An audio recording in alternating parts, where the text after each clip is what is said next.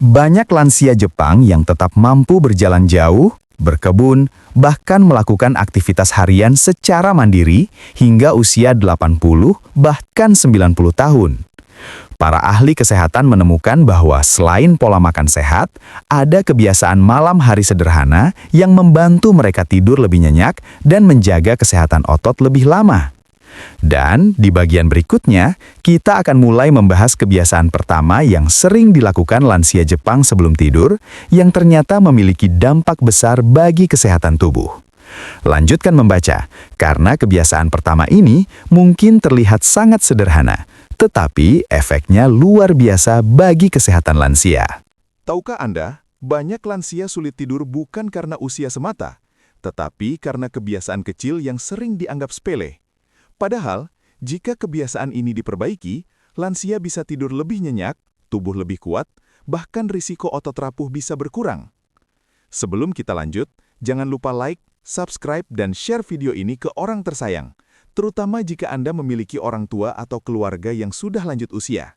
Dan satu hal penting, pastikan Anda menonton video ini sampai selesai, karena di akhir video nanti, saya akan membagikan kebiasaan sederhana yang dipraktikkan banyak lansia di Jepang yang terbukti secara medis membantu menjaga kekuatan otot dan membuat tidur jauh lebih berkualitas.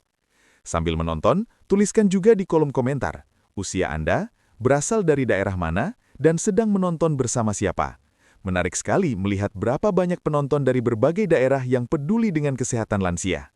Sekarang mari kita bahas sesuatu yang jarang disadari banyak orang. Seiring bertambahnya usia, tubuh manusia mengalami perubahan besar, terutama pada masa otot. Dalam dunia medis, kondisi ini dikenal dengan istilah sarkopenia, yaitu penurunan massa dan kekuatan otot yang terjadi secara bertahap pada orang lanjut usia. Banyak lansia yang awalnya hanya merasa tubuh lebih lelah, kaki terasa berat, atau bangun dari kursi menjadi lebih sulit.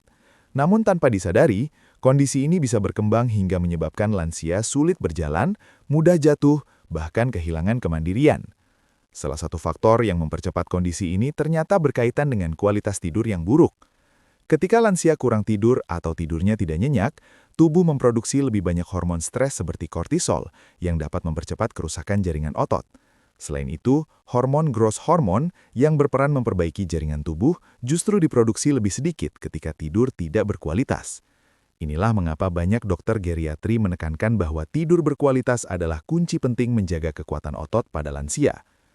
Menariknya, para peneliti kesehatan sering menyoroti satu negara dengan populasi lansia yang terkenal tetap aktif hingga usia sangat tua.